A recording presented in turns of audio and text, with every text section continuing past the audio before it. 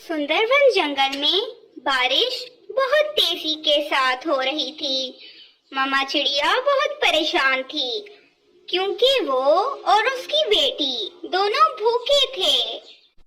मेरी बेटी, मैं जानती हूँ कि आपको भी भूख लगी होगी। इतनी देर से बारिश बंद होने का नाम नहीं ले रही।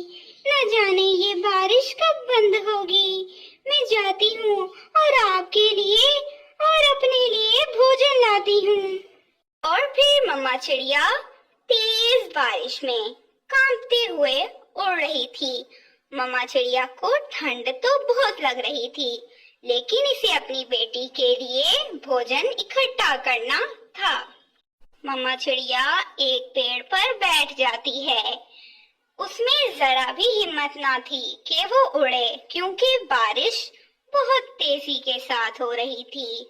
मम्मा चिड़िया एक तो भूख की सताई हुई थी और दूसरा उसे बहुत ज्यादा ठंड लग रही थी।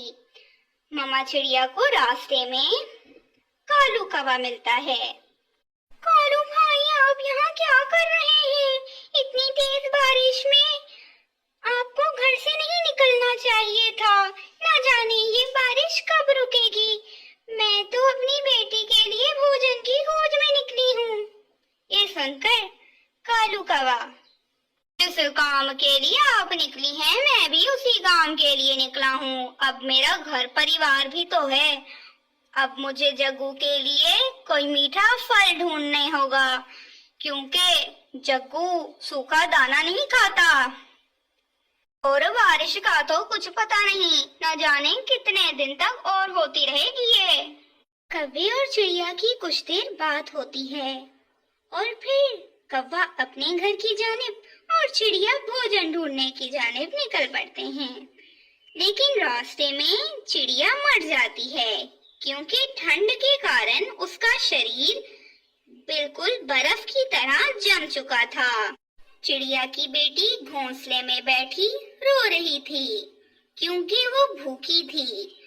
और तो और उसकी माँ भी अब तक न लौटी थी। कुछ देर बाद कौवे का गुजर वहीं से होता है जहाँ चिड़िया मरी पड़ी थी, लेकिन कौवा चिड़िया के लिए कुछ नहीं कर सकता था।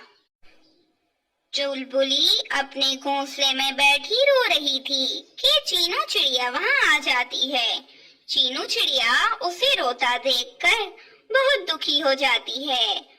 वो समझ जाती है कि इस चिड़िया का शायद इस दुनिया में कोई अपना ना हो, और फिर चीनू चुलबुली चिड़िया को लेकर अपने घर आ जाती है।